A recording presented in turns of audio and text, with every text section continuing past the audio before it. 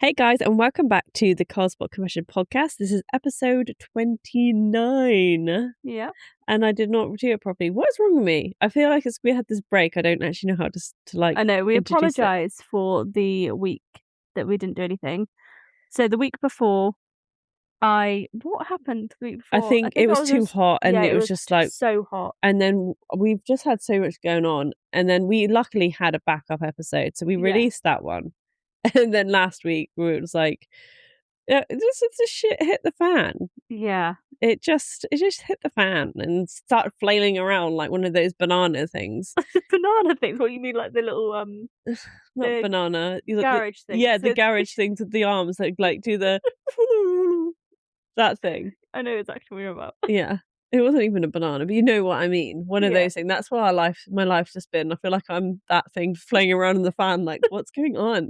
Yeah, not on like a gentle breeze. It's like a long storm. Like, holding on for dear life. Can someone let me off? I'm done. Yeah, that's what my life's been like recently. So that is why we didn't record last week and we didn't release an episode. So I do apologise for that. But we were so good at staying a week ahead. I know, we were a week ahead for a couple of weeks. And then it got hot and I just could not deal with the heat. And then so the depressing thing is, right, these guys have no fucking idea what's going on. The last episode we released was obviously, it was recorded almost a month ago now.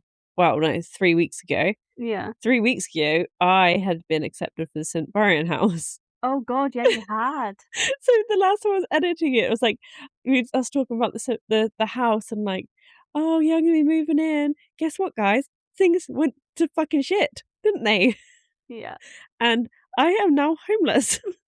It's like again. So this is just my poltergeist. We're just getting straight into it. So and then you tried trialing it in a little apartment. Yeah, so because our eviction date is up now, it's been up since the 27th of July and it's the 7th now, so it's been like, so it means 27th of June. Yes. And it's now the 7th I of just July. realised my math is not good. So I've been thinking, I'm 20 days past my eviction date. You're not. Because it's the 7th. I don't, and because then you take away the 20. You're only 10 days. I don't know what's wrong with me. Wait, 30 days, so September, April, June. Yeah, so you're only 10 days over. Wow. I'm 10 days over my eviction date. I don't know why I do this. Is this my dyslexia just fucking going in full swing? I just don't. Anyway. What was he talking about? You're trialing it in the apartment. Trialing it, yes. So basically, we are past the eviction date, and because we have to still pay rent in the current house to save money, because we have to then put the money down for a full month's rent on whatever we decide to go for. We don't have like 2 lots of £1,500. Yeah. So then we were kind of thinking, right, like my son's friend's dad has like a little bunch of lodges, and he was like, you can come stay with us, like stay in one of these lodges until you can find someone, because ideally if the landlord had got back to us, we would be moving in somewhere this Friday, but we still don't know if we've been accepted, so that's fun. Anyway, we went to go stay there and Malachi lost his shit. Yeah.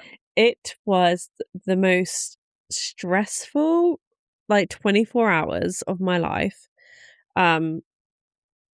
It basically that it was just like a really nice luxury lodge. It was me and Andrew, like, if we didn't have the kids here, this would have been lovely. Yeah, it's literally like, it's all one room. Yeah. But then like you've got like steps to go up to the bedroom, which is like a mezzanine. Yeah. So you're like cramped in, but for 2 people, it's lovely. It's lovely. And if you had, even with 2 kids that aren't neurospicy, yeah, that don't have neurodivergence to the point where they will lose their shit if any sort of change happens. And like the lodges are like next to each other, like terrace houses, like it's all one thing. So, and then you kind of like, you've got like this nice little back garden space. It was lovely. But Malachi decided, no, I'm just going to scream the whole time. So we decided that we stayed there that night. And then that didn't go well. And then in the morning, we're like, right, let's go home, get some extra stuff to make it a little bit more homely. Maybe he'll chill out.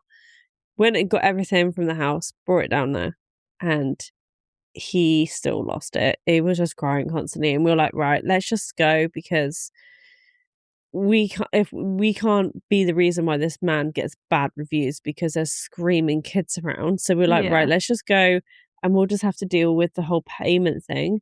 I'm just hoping my landlord lets me pay him in installments for the rent, because I don't know how we're going to do it else. Yeah. It's annoying, because you would think, like, if they're, like, kicking you out the house, and then, like, you're like, oh, I can move in on this day, but it's, like, a few weeks after. Mm-hmm. Like, we've, like, before, like, we're supposed to be paying rent or whatever, like, after we're supposed to pay rent. They should allow you that. Yeah. Or just go, okay, well, just give us 2 weeks worth. Yeah, well, that's what we're kind of doing. So we actually asked the estate agents, can you ask the landlord if we can pay weekly installments for the rent, because we are trying to get out of here ASAP. As soon as we find someone, we're going to be gone. I don't want to pay a month's rent if we're not going to be here for a month. Yeah. And they didn't get back to us. And then, no, they did. They said, oh, we'll put it to the landlord. It's a possibility, but we need to ask him. And then today, which is like 3 or 4 days later, they got back to us and were like, oh, by the way, what's happening with the rent? The landlord wants to know when he's going to get paid. And we're like, I'm waiting for a response from you, you dick. Yeah. Anyway, I hate that fucking estate agency. So shit. So mad at them. Anyway, this has turned into a little rant there. A little rant about everything, but that's just my life. Oh, and Aria.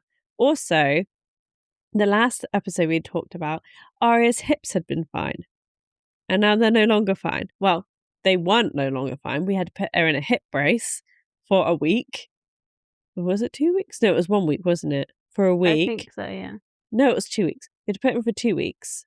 Oh, and yeah, then, overnight for 2 weeks. Overnight for 2 weeks. And then she went back and they were like, yeah, great. But she needs to wear it for 4 weeks to like loosen her hips up because the muscles are too tight. But hopefully after that she won't need it.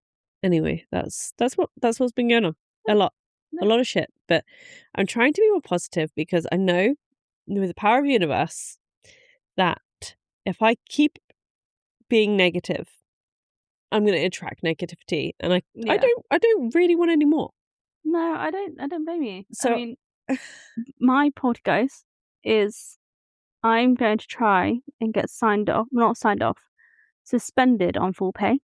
Nice. Because twice now I have been at work, and on my risk assessment it says I have to be paired with someone, but if they cannot pair me with someone, I will have a team leader allocated to me to check on me more regularly. Twice now I've gone into work and I've been on my own and no team leader has been assigned to me or checked on me. Because they're dicks. I hate your work.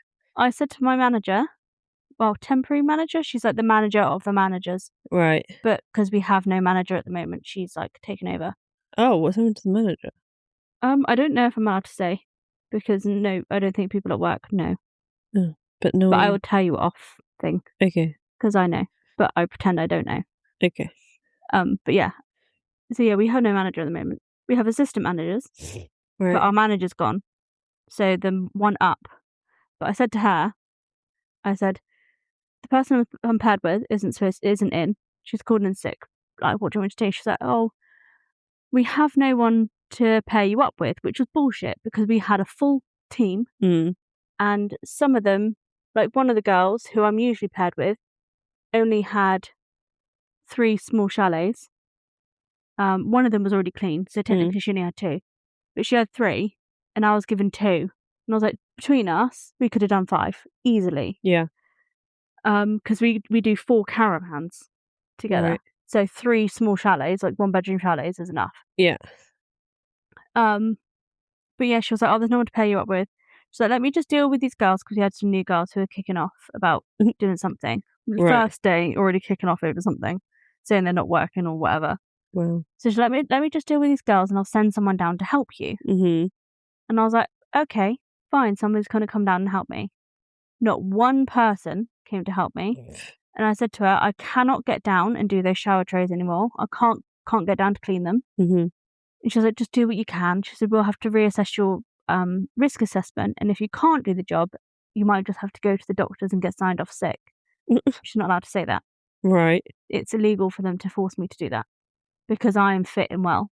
Yeah, they're just not doing their job. They're not safe enough for me to be there. Yeah. And also on my risk assessment, I'm not allowed to do bunk beds. Right. Both of my chalets had bunk beds. That just seems stupid. Why didn't they just give you somewhere else that didn't have bunk beds? Don't know. I made all the other beds and I put like the duvet cover and pillowcases on. Yeah. But I didn't put the sheet on and literally just folded it all up and put it on top of the bed. I was like, I'm not fucking getting up there and doing a sheet. No. I'm not doing that. I'm obeying. I'm abiding by my risk assessment. Yeah. So I looked it up, and even in their handbook, their employee handbook, it says on the maternity part that if they cannot find either alternative work for me to do, mm-hmm. or basically they can't make it safe enough for me to do my job, they have to sign me off on full pay. Even if I'm on 0 hours, it's calculated by what your earnings usually are. Right. And in my risk assessment, it says the hours that I do. So it's already written down in the hours I do. But Nino's asked for a copy of my risk assessment. No one can find it. Huh. So suspicious. Yeah. Apparently it should have been uploaded and put on the system somewhere. But it sounds like they just don't know how to do their jobs there. Honestly, it's fucking chaos down there at the moment. I think your thing needs to be... There we go. Yeah. So I'm going to go in tomorrow and I'm going to say I am not working on my own under any circumstances. And if they can't guarantee that, sign me off. Well, they need to do their job. Because then if I do that, then I could have more time to do podcast stuff. We have a really fun thing as well that we're working on, and I really get it done. And I can help you because I'll be signed off until my maternity leave starts. Nice. So I'll be off until December. Ooh, very lovely. And I can enjoy the summer holidays. Yep. So today we are heading down to the windswept coast of Cornwall, where we live. Specifically to the historical I don't even know what you're trying to say right now. I was trying to say historic, and then it went to historical instead of historic. Oh, okay, fair enough. And then my brain went into hyperdrive of let's just correct whatever I've said, and then had to add a little song into there. Anyway, we're basically heading to the historic port town of Penzance, which is where we grew up. Oh, I've got okay, can we not, please? Sorry, I need to put my phone on mute. No, that's not how you do it. That's how you do it. Cool. So, what were we even saying?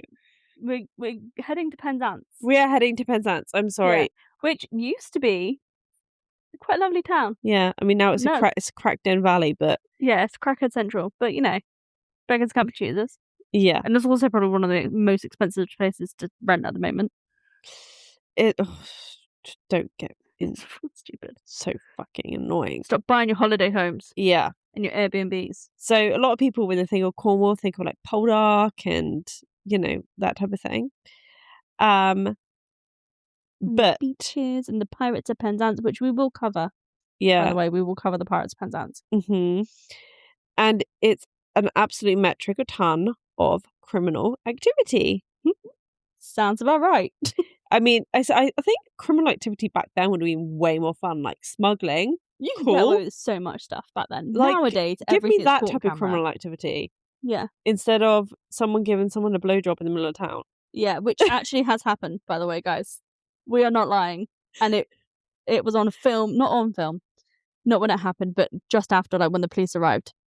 There's a YouTuber, I can't remember his name, but he done like a thing of Penzance, and as he was walking down the street, he saw a load of police, and he was like, "Oh, what's happened?" And someone was like, "Oh yeah, this woman, this cracker, was giving this other guy a blowjob in the middle, like, of the town, just out there in the open." Yeah. It's probably why we're not allowed to drive down there anymore. Probably. Basically, what we are getting at is we are going to be covering the famous haunted pub called the Admiral Benbow, which is gonna be fun.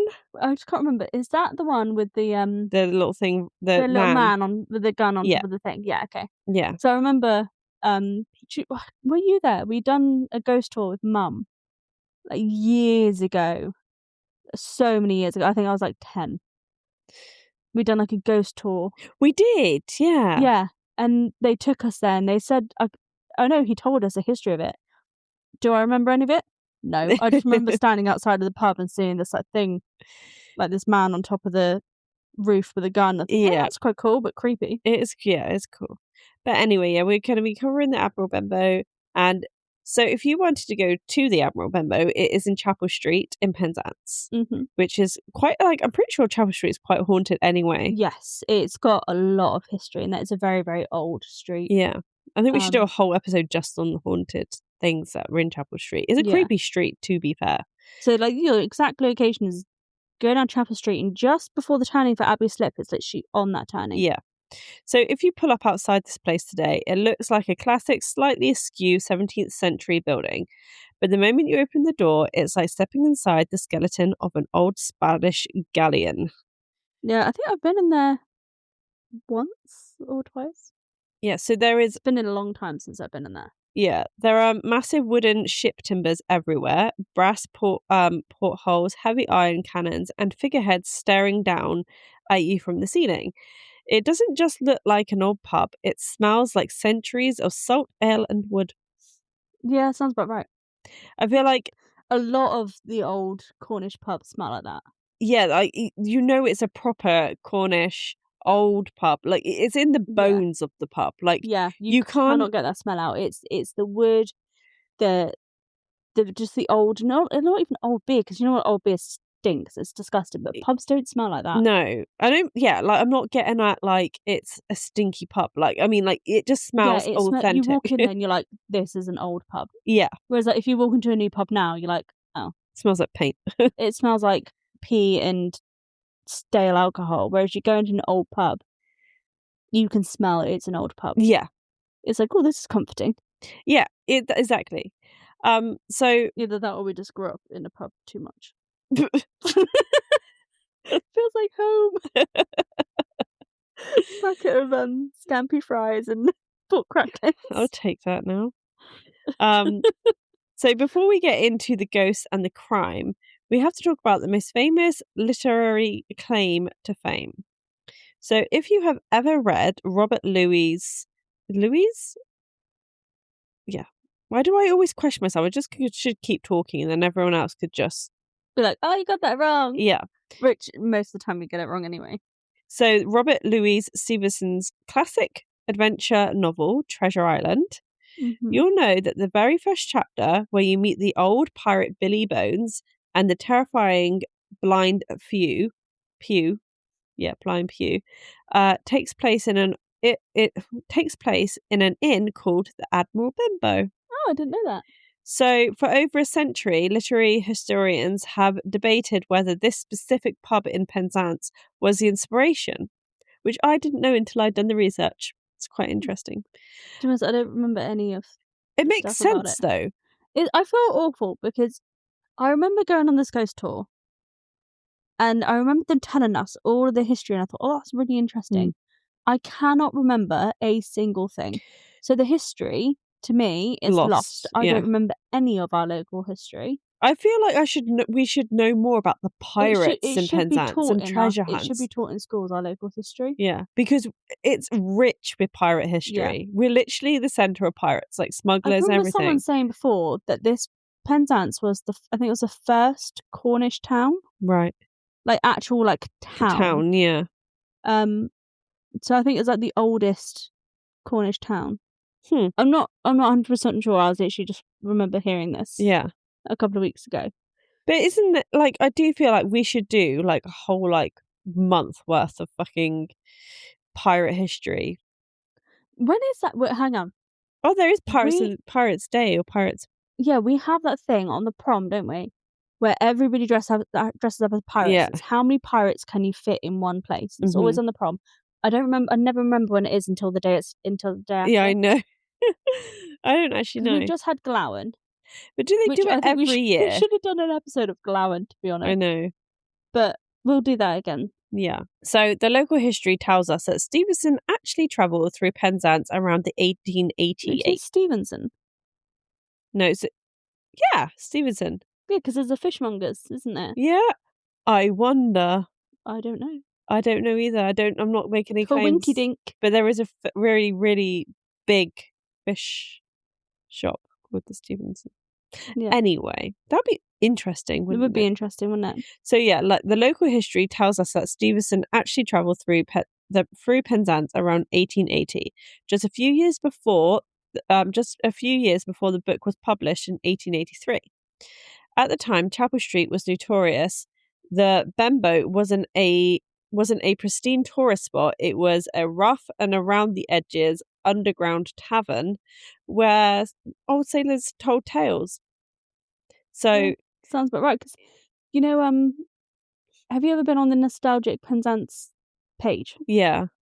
Have you seen like the whole like Wolfside before it was what it is now?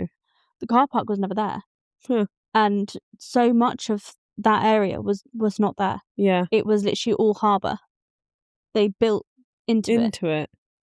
So that was probably literally the first pub they got to. Would have been that one. But apart from the Dolphin, I don't know if the Dolphin was there or not, because I know that's a really old and haunted pub. It is old, yeah. But that would be one of the first. As they got off the boats, that would be one of the first ones they get to. Yeah, that's very true. And like if it definitely, you can tell that it could have been that type of pub where the sailors all would have went in there to tell tales. I wish I was around at that time, although I kind of don't, because women were not treated very well. We probably were in our past lives. We just don't remember. Maybe. But then again, according to the medium, we were in the US. Yeah. Anyway, we'll go into the medium at some other point. Mm-hmm. So locals swear Stevenson sat right on those dark booths, listened to the sea captains talk about buried treasure and dead man's chests, and pinned the name on the top of his manuscript. Oh. So who knows? I'd say that would be cool, wouldn't it? If that's actually what Treasure Island was about, was he actually like observed people talking about it. It wouldn't be the first time somebody's done something like that, because you obviously have the Pirates Penzance film. Yeah. So it's not the first time somebody's gone, oh, this like is a load of history, let's publish that. That's very true.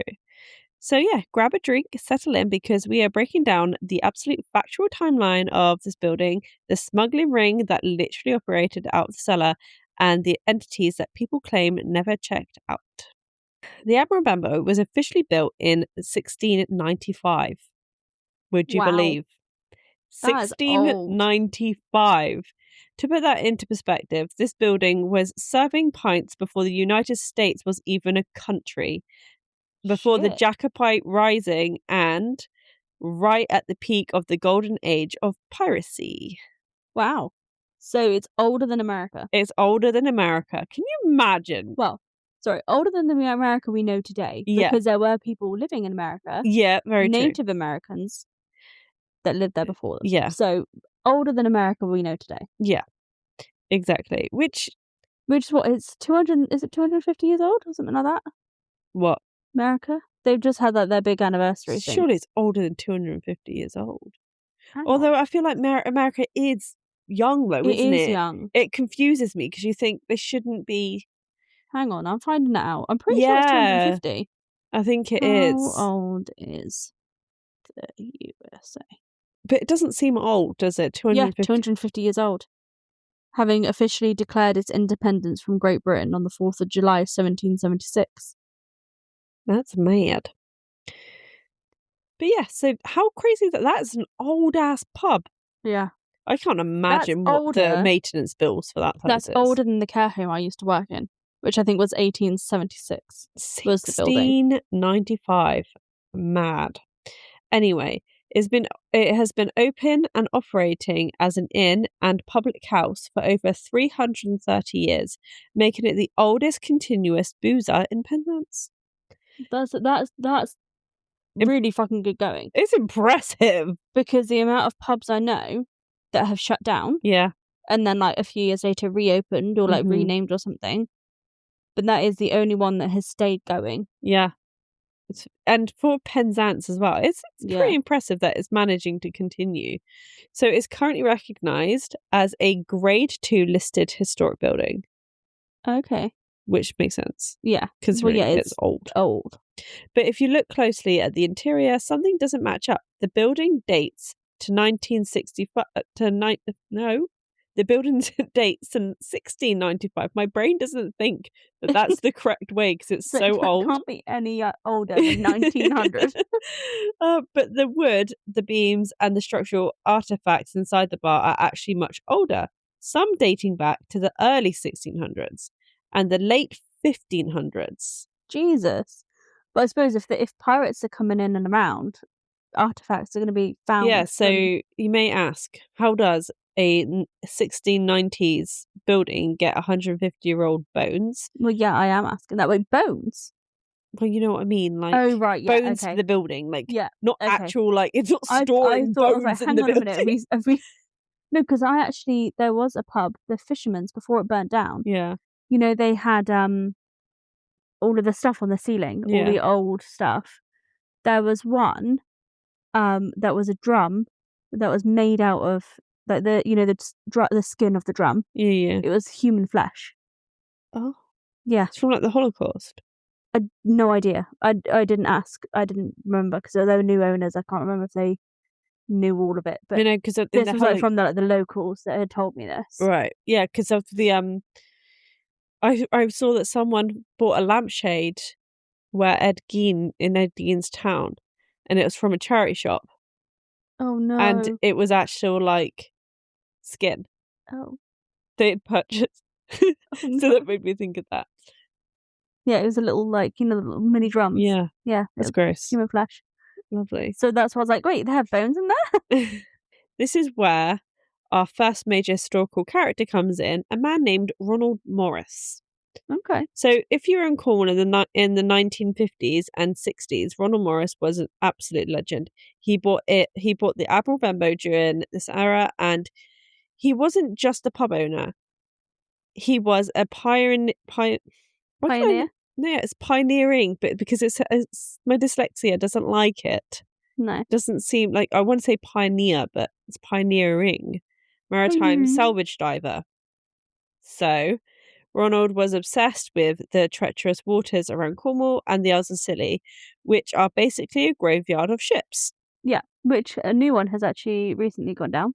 Oh, did you hear about that? No. There was a boat. I can't remember how big. It wasn't like a massive boat. It had like 4 people on it. But the engine literally exploded. Oh. And luckily it was like nice weather and it was warm. Yeah. So they managed to abandon ship before it like completely went aflame. Crap. And it was aflame for a while, and they had to get rescued by the. Wouldn't it be cool to drain the sea and see what's under there? Oh god, the amount of stuff that keeps coming up on my For You page now of creepy shit that they've been finding in the ocean.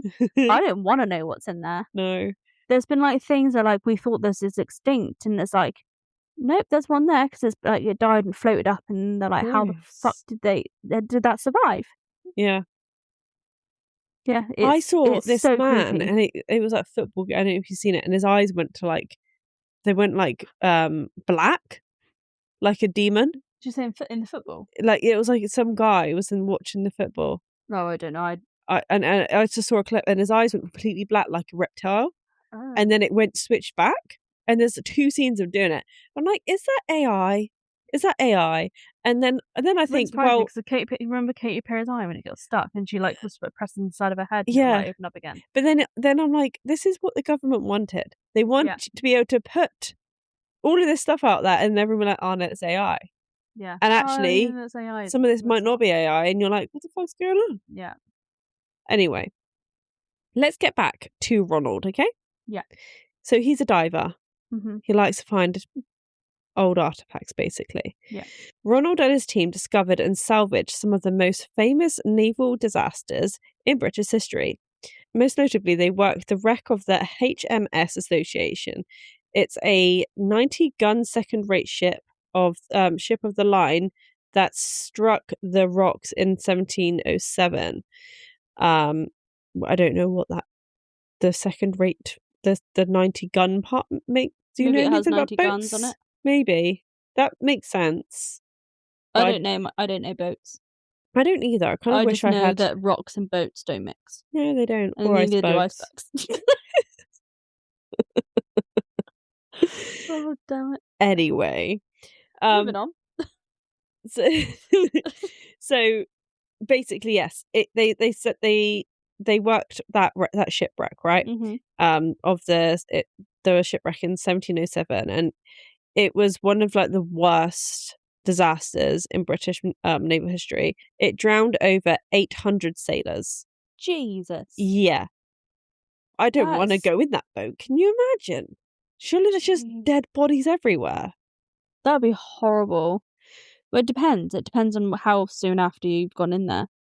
If it's like 10 years later, yeah, you won't see anything. I guess so.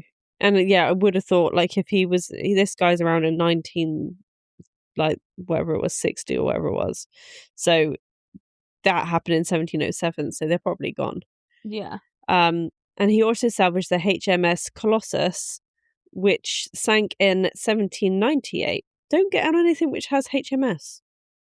Yeah. Or is that, what does HMS stand for? Does it stand for like Her Majesty? I'm not sure. No, I don't know. Let me Because find out, because that's going to bug me otherwise and I won't sleep.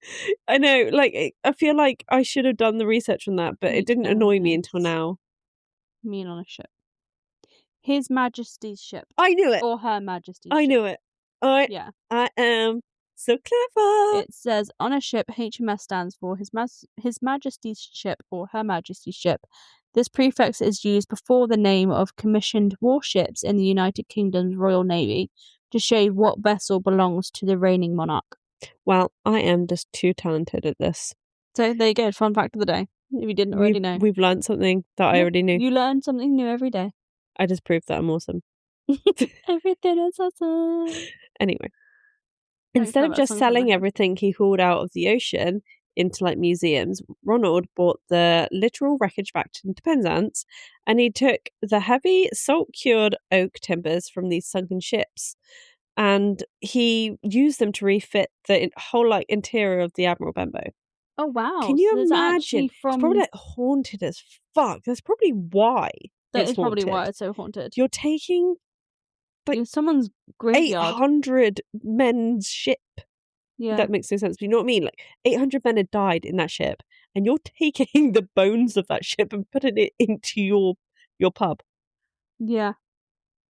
I can see why your place is haunted. It makes complete sense. I mean, good on him for reusing the wood. Yeah. Like reusing resources, and especially like salt cured. It's probably, well, I mean, it has made it last a lot longer. Yeah. But it's impressive. But no wonder it's haunted. Yeah. You probably pissed off a lot of sailors. So the heavy woodwork you touch when you order a pint, the stern plates, the brass fittings, they are all authentic pieces of a tragic maritime history. Oh wow, no, I've touched that bar. You touched that bar? You touched a sailor that died at that bar. I've touched the wood in that. Well, it wasn't No, I'm not. I touched that sailor's wood. The salty wood. I touched so much wood in that bar. It was so salty. Salty. Oh, we need to move past this. Oh god. So today in 2026, the pub is run by a man named Chris Morgan. I don't know if I should be just saying his names. Like, hey, I mean, it's public knowledge. Yeah, true. It's been like, this guy's got Chris Morgan, and we're gonna come get him. No, we don't mean it like that. Touched his wood.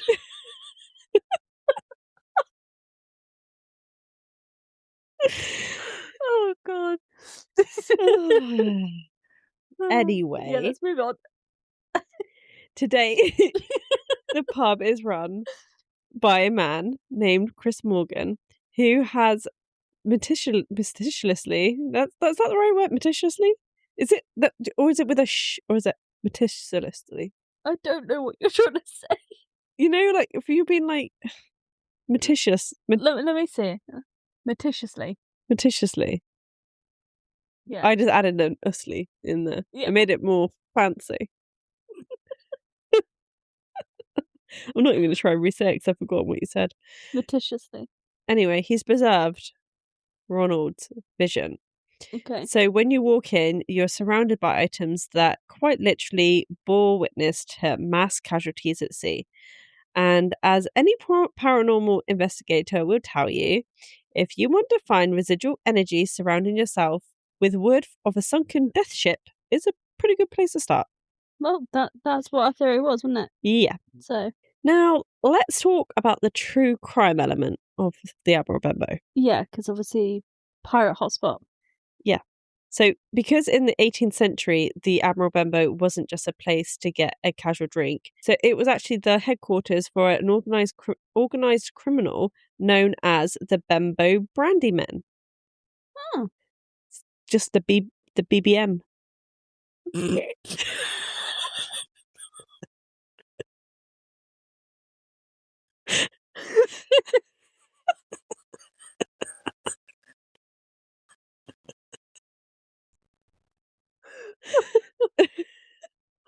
Oh, Jesus Christ, I thought we moved on from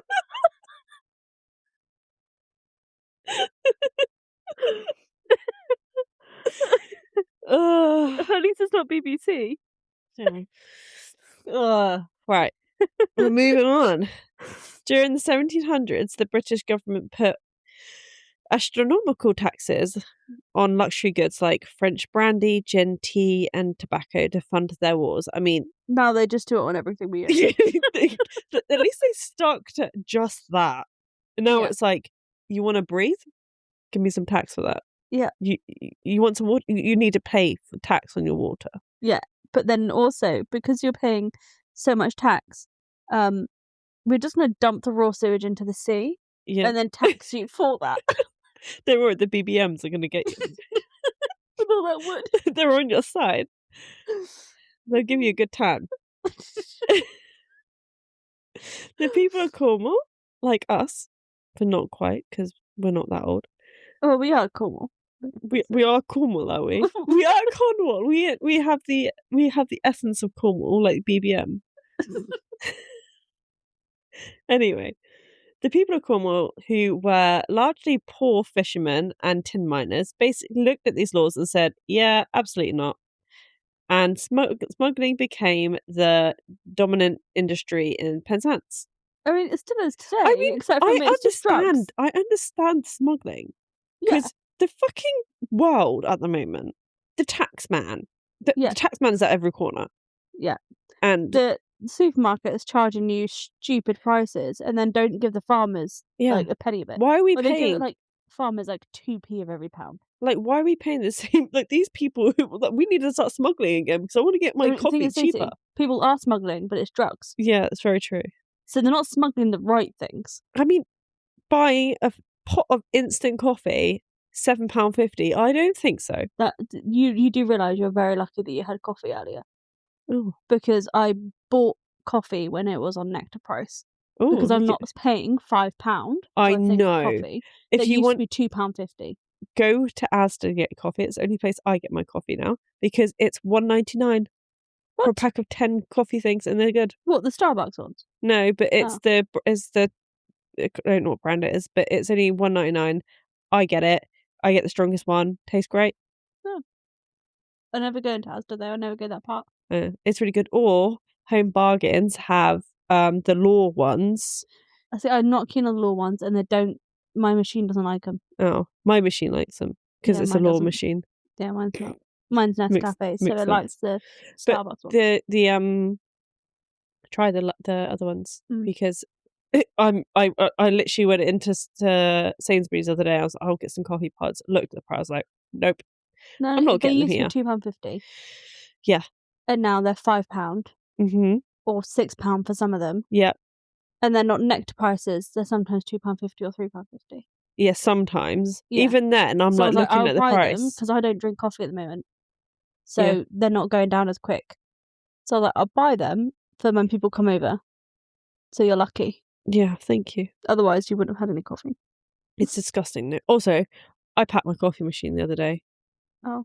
Because I thought I wasn't coming back. Oh. So now I'm just stuck drinking. Also, I packed all my cups. Did you not leave one? No, I've been using travel cups because that's the only one I kept. Oh. It's ridiculous. Anyway, let's get back to the story, shall we? Yeah. So, yeah, the Cornish people are like, absolutely not. No fucking way we're doing this. Let's smuggle. So it wasn't a back alley operation. It was a highly organised, community-wide enterprise because we like to work together. Yeah, although nowadays nobody wants to work together. No, it's like, look, you parked in front of my garage by 1 centimetre. I'm going to get you arrested. I'm going to post you all over Facebook.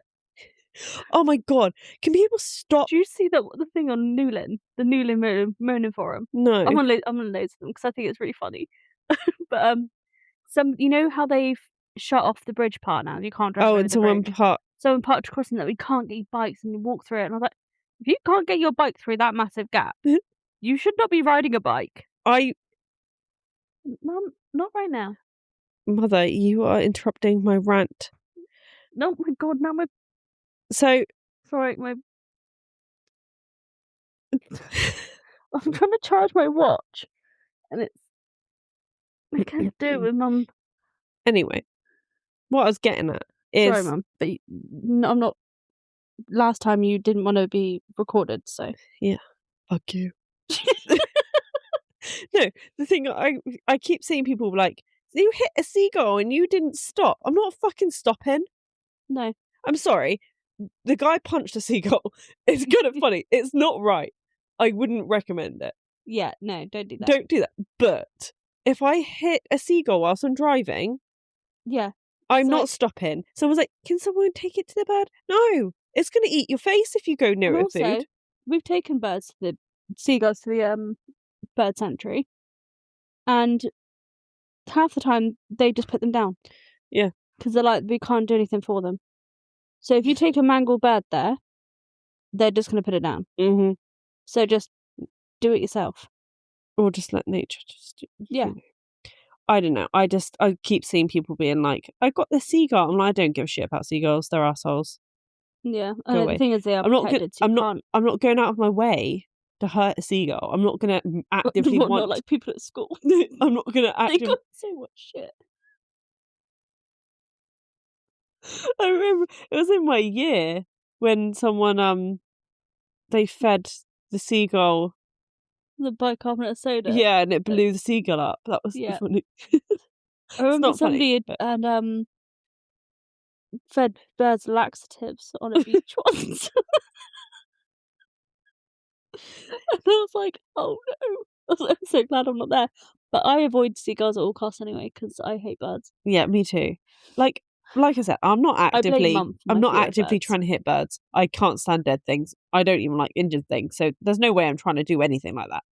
But if I accidentally hit one, I'm not stopping my day with a screaming child. Touch wood. I have never hit anything while driving. We have hit a seagull before.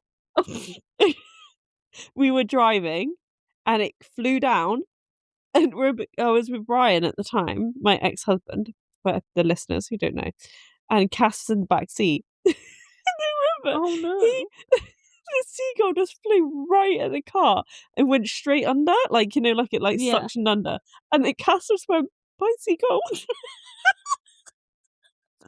I remember it so well. It was so funny. I love it was also traumatizing. It was like, oh my God, we just hit a fucking seagull. It was on like the A30 or something. We're not stopping on the A30. No, it's like a main road. Like 60 to 70 mile an hour. Yeah, we kind of just have to let it happen. But I just remember Cass just in the background just going, bye seagull. Enzo's got a thing about flies. He hates flies. And we've got the little fly zapper. Yeah. And he goes, Mummy, there's a fly in here. Can you kill it? And can you kill it? Can you kill it? And my kill money went, is it dead?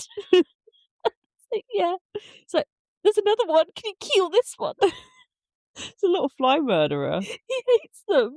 And he would like, if he's eating something and the fly comes in the room, even if it's on the other side of the room, he's like guarding his food. Like it's not going to steal your food. Right, we need to get back to this. Yeah, sorry. Okay, so beneath the streets of Penzance lies a massive subterranean labyrinth for submarines. I thought you were going to say submarines. So did I, but it's not what I was getting at. Subterranean. Did we have submarines back then? I don't know. Okay, we're not doing another research. No. Anyway, basically it's a labyrinth of tunnels beneath Penzance. It's a tunnel crazy place we have, like between the mining and smuggling tunnels. There's lots of stuff, okay? Tunnels. It's annoying that they're not open to public. I know. It's really annoying because I'd love to see it. I want to go have a look. Did you know there was one in St Ives? There was somebody, I think someone bought the property or they got permission to go through. And it was like, you go through this like back alley. Right. And then you go through like, it takes you into like another little alley bit that's not accessible to the public. And then it like opens up and it's like where they used to hide and like live. We should do a whole episode on the tunnels. Tunnels? Like what tunnels there are. I don't think they'll even tell us. Apparently they're documented because it says here that they are. I suppose we could just go one day. We should get someone to have the kids and we'll go to the Penzance Library. And never come back out. And raid its archives. Yeah. For all of the old things. Because the amount of potholes and mine shafts that open up. Because I'm pretty sure that, you know where it's all like patched up on my street? Yeah. Do you remember that was like a big dip? It wasn't a proper pothole. It was like caving in.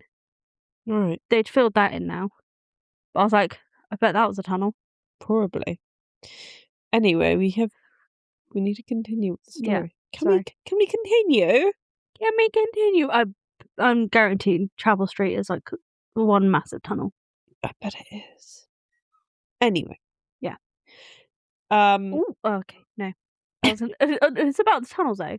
But you know, by the longboat. Yeah. And like you turn up the road and then you've got that archway thing. Yeah. Which has the numbers on it. Was that an old tunnel? I feel like we need to do an actual research. I want to have a look. Because I want to see these tunnels. Yeah. Anyway, these are not myths. They are physically documented. Tin miners who had incredible skills in excavation were hired by smuggling gangs. Smuggling gangs. That sounds so fun. To dig secret passages from the rocky shores of the harbour directly under the town. Yeah, it's going to be covered, isn't it? Yeah. So these tunnels linked the Abbey Warehouse, the Turk's Head pub, and you guessed it, the cellar of the Admiral Benbow. I'm trying to think where the Turk's Head is. Where's Turk's Head? I know. Obviously, I've heard of that pub so much, and I know I've It's on Chapel Street. I'm pretty sure the Turk's Head. Yeah, it is. It's on Chapel Street. Is it? I'm pretty sure. To be honest, I actually cannot remember where it is. But can you imagine? I just want to know what these tunnels look like. That's the Abbey Warehouse. What even is that used for now? I don't know. It's always been there. I always wanted to go in there. I think it's really haunted. But I've never seen anyone in there. I mean, people jump off the top of it, which I think are fucking stupid. Yeah. So stupid. But I've never been in there. Anyway, or even know what it was used for. The BBMs, the Benbow Brandy Men, they sound so fun. They sound like the people you'd be like, the Brandy Man can. You better behave or the Brandy Man will get you. Can he steal your tea? Can he get you some coffee? The Brandy Man can. Can he smuggle it in the cave? The Brandy Man can. They needed a jingle, okay? Yeah. These men needed a jingle.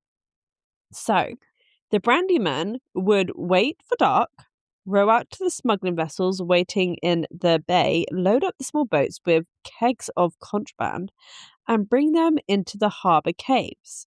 From there, they would carry the goods through the pitch-black tunnels straight up into the Benbow cellar. And the Benbow Brandy Men, I just love their name, were incredibly clever. During the renovations of the property and nearby streets, builders actually uncovered the mechanics of how they avoided getting caught.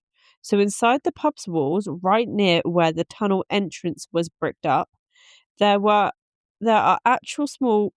We should actually go there. I feel like we should go in there soon and like have a look at where this is. So there are a pair of small square spy holes. So these were specifically cut through the stonework so that a lookout sitting at the bar could watch the front doors and basically to see if the tax collectors showed up to raid the pub. The lookout would spot them, give a signal, and the smugglers would go downstairs and they would vanish back into the tunnels with the booze before the officers could even get through the front door. So there's someone just sat there, like looking through these tunnels. Oh, can you imagine if you looked through it and looked back at you? Oh. But that's probably happened. Oh, no, thank you. Can you imagine working there knowing that there's a whole tunnel system underneath that pub? That's what I never get why they block it all off. I guess for safety reasons. Because people like us will be like, this will be fun. But then let them do it. Yeah, but then you're more dead bodies. Better tourist attraction then. Yeah, but also natural selection. I know. I kind of feel like we should just be let to do what we want to do. And if you're stupid enough to do some shit, you know, as long as you know the consequences of if you're going to go down there, you have a chance it could cave in or whatever. Uh-huh. That's your issue, yeah. I have a feeling though, the other end of it, I don't think you'll ever be able to get to the end of the tunnel. Why? Because of the way that they've rebuilt. They've built more. Yeah, that's very true. Because that road wasn't there. Yeah, but the road... So it depends on where that tunnel comes out. I mean, if it's at the Abbey warehouse, that hasn't really changed. No, but then I mean, you have that little bit of the harbour where you got Abbey Slip. Yeah. But then the rest of it wasn't there. Ross Bridge wasn't there. Wasn't it not, though? Because it looks like it would have been. Not at that let time, boats through. They sort of had some kind of system for people to begin. I don't know. So all the old photos, Wharfside car park and everything wasn't there. Yeah. I don't know. Oh, I think the road was there. Because obviously you had the old meadery as well, didn't we? But the car park and everything wasn't. So a lot of the front part has been built. Well, so it depends on where the tunnel came out. We are going to do a whole deep. I'm going to have to do this because I really want to do it now. Maybe we should message our local MP. See if we can get some insight, some local. Yeah. Maybe. I don't know. Apparently you can ask him for all sorts. I don't know. He wants votes, so. Yeah, give us the votes. We'll put you on a podcast. I never vote for the local MPs and stuff. I don't vote either. I voted once. And then the last time I tried voting, they said we can't find who you are. Send us more documentation, and I was like, I don't want to do any more work. I didn't even want to register vote. It's not rigged anyway. Could you turn the light on? Yeah. Anyway, we need to get through this episode. I'll do it on that one. We're talking for an hour. We haven't even got through this. Not even at the ghosts yet. Oh. We keep getting distracted. Yeah, I know. Right. So basically, there will be a lookout, someone in the tunnels looking for the lookout, and the lookout would signal. They'd be like, "No, bitch, get back in the tunnels." And Hide, bitch. And then they would scamper down into the tunnels. Mm-hmm. So the former landlord, Alan Marsh, noted in an interview that visitors are always obsessed with these tunnels, but sadly you cannot walk in them today.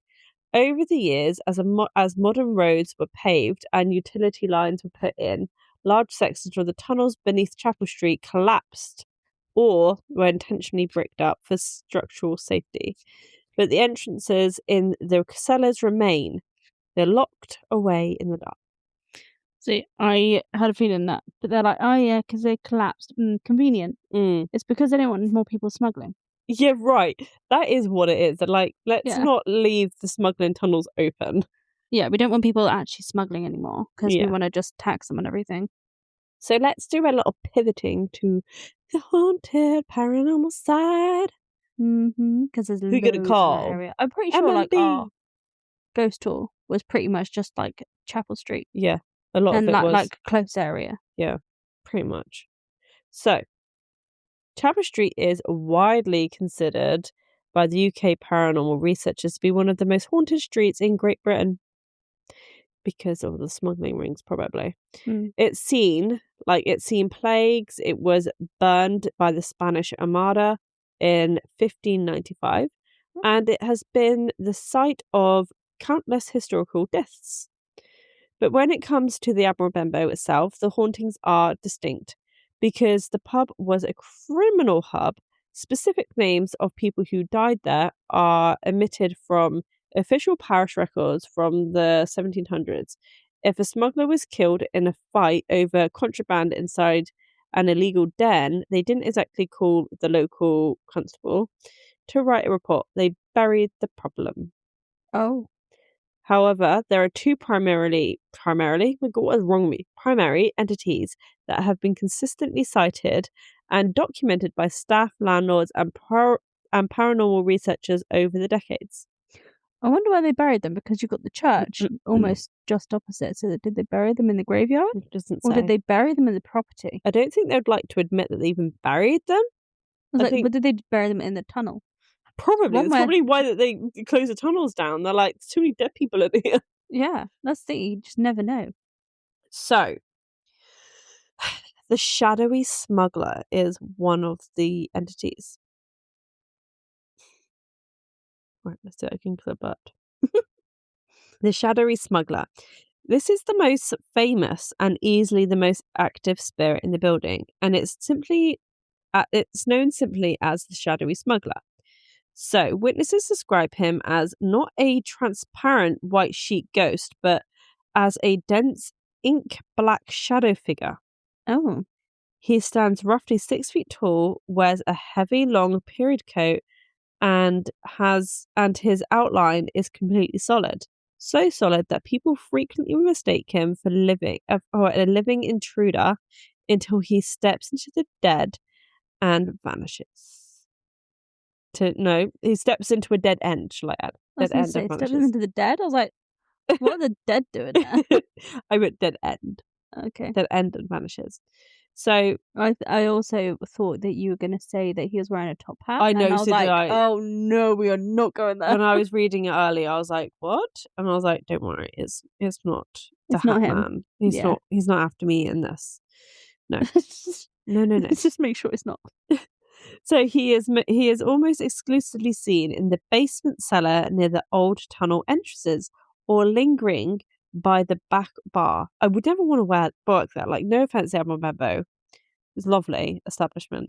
No fucking way am I stepping foot into a cellar that leads into tunnels where countless people have died. Just no. And was also built from the ships of the dead sailors. Yeah. I mean, whoever works there, good on you. Yeah. Oh. Anyway, staff over the years have reported a localized intense drop in temperature right before he appears. A mum said that she actually worked at the Admiral Benbow when she was really young. I'm pretty sure. And she said that like it was just really, really creepy. I'm pretty sure she said something about the chairs moving. Should we call her and ask her? Yeah. At the end, she did just try calling me. So. Well, at the end of this episode, we might have a little call of our mum, and she can give us her experience with the Admiral Benbow. The second entity that is frequently reported is a complete opposite to a smuggler, and her name is Maria Pendarvis. She is described as a lady dressed in fine, high-status, 18th century clothing, often reported wearing a pale or white dress with elaborate lace detail. So, unlike the smuggler who stays in the dark lower sections of the pub, Maria is typically seen gliding through the upper rooms and the lounge areas. Witnesses state that she appears completely peaceful but entirely detached from the modern world. Often she is seen looking out of the upper windows onto Chapel Street as if waiting for someone to return from sea. Oh, that's creepy. Yeah. To wrap this up, I want to share what is actually like to be in this building when the lights go down, because the atmospheric design of the Benbow is already pretty intense. But the pub uses subtle background audio, the sounds of crackling ship timbers and distant ocean waves, which is kind of cool, to lean into the maritime vibe. Yeah. But multiple staff members have stated that the real terrors happen when the sound system is turned off. Oh, no. So, because at least with the sound system, you're like, oh, it's just the sound system. It's just the noises that we play. Yeah. So I got a couple of stories from like online things. I don't know what you can say anymore, and what, forums. Yeah, let's say forums. From people who have worked there. So this one's from a former bartender who worked closing shifts at the Benbow, and he describes the nightly routine. Locking up the Benbow alone at 1 in the morning is something you never get used to. You can turn off the ambient soundtrack, but you still hear the distinct sound of heavy leather boots walking across the floorboards directly above the upper bar. You know for a fact that the floor is empty because you've just locked it down, and you learn very quickly to just stop looking up. Lock the till, say out loud, "Good night, gents," and get out onto the street as fast as you can. Oh, that's actually giving me goosebumps. I could not do that. Maybe we should ask someone if we could be there. Can you for imagine? lock up one evening. Can you? I wouldn't be able to be. I'd probably piss myself. I can't deal with scary things. Like, I love hearing about it, but actually experiencing it, I'm a pussy. I can't do it.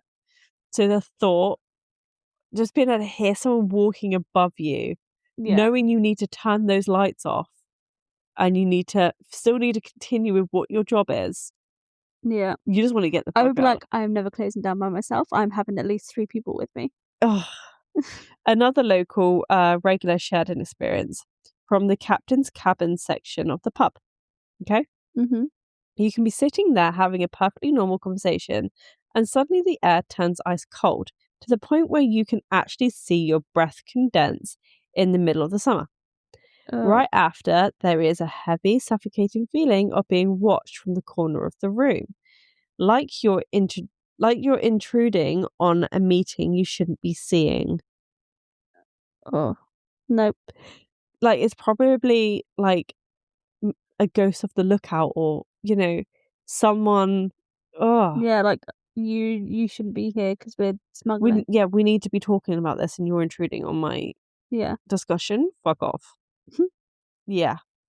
So that's just horrible. Both of those are horrible. I just don't think I could look up. I don't think I could do it. Like we said, like whether it's the residual energy trapped in the salvage wood of the HMS Association ships, or the spirits of the Benbow Brandy Men still protecting the entrance to their multi-million-pound, smuggling empire, the Admiral Benbow remains a living time capsule. Yeah. Which I do love that it's if you go in there, it looks old. Yeah. So next time you find yourself in the far west of Cornwall, why don't you take a walk down to Chapel Street and step past the threshold of the Benbow and keep your eyes on the shadows by the cellar, because, you might just find yourself staring at someone that's not there through the eyes of the walls. That's horrible. The walls are looking at you. That's what I wouldn't like. Yeah. I'd feel somebody looking at you through the walls. Can you imagine if you see a finger come through the eye hole? No. Nope. Because I can literally just see like the little lookout holes, and then just seeing eyes just staring at you through that, and then nobody actually being there. But that is the story of the Admiral Benbow. Yeah, I now part of me really wants to go and see if we can be there at closing. Yeah. And have a look around. But the other part is like, I am never looking in through those windows. Yeah, I know. I'm never standing from the thing. I'm not looking at her. Oh, she might be peaceful, but she's waiting for someone to return home and I'm there staring at her. Yeah. She's probably going to get a bit pissed off. Like, who the hell is this woman? Let's call Mum and see if she was probably like, I don't want to talk. She probably won't answer now. I don't want to talk to you girls. Okay, so we just called Mum and she wasn't useful, so we're not even going to add that information in. It wasn't the right pub. So no, it was a different pub, which we will cover, but yeah. Anyway, that was the Admiral Benbow. Mm-hmm. Thank you so much for listening, guys. Yeah. And we are still waiting on your listener stories, so please send them in. Yeah. And yeah, if you do have any, then please send them to the coldspotconfessionspodcast@gmail.com. Oh, and just so you know, guys, me and Stacey have come to an agreement because I don't like doing videos. Stacey's doing the TikTok videos and I will be replying to comments and messages. Yeah. So if you do send us a message on TikTok, it will be seen and we will reply because Stacey is now not allowed to open up messages. And if there's a message that she has to reply to, I send it to her. Yeah. In saying that, did you actually reply to the one I sent you to the other day? I partly did. I sent the email to the agency. Yeah. I didn't respond to the person that messaged us. I did it, but like my brain went, I completed the task. I just didn't respond to say thank you for letting us know. Yeah. So I kind of did that. But I did send the email. So I have done it. You've partially done it. Okay. Yeah. Cool. And once the shit show of my life and I have a house, I will be posting more frequently on TikTok. I am trying, but I just don't really like doing anything right now because my brain's mush. Mm-hmm. But yeah, we do TikTok. We are on TikTok. It's the Cold Spot Confessions Pod. And we are on the Cold Spot Confessions Podcast on Instagram, Facebook, and everywhere else. Yes. Correct. Yeah. But yeah, please give us a comment and a like, a subscribe, or whatever you're on. Share us with everyone. We want to be everywhere. And yeah, have a lovely evening or morning, wherever you're listening to this. And we will see you next week for episode 30. Good day. All right, bye. Bye.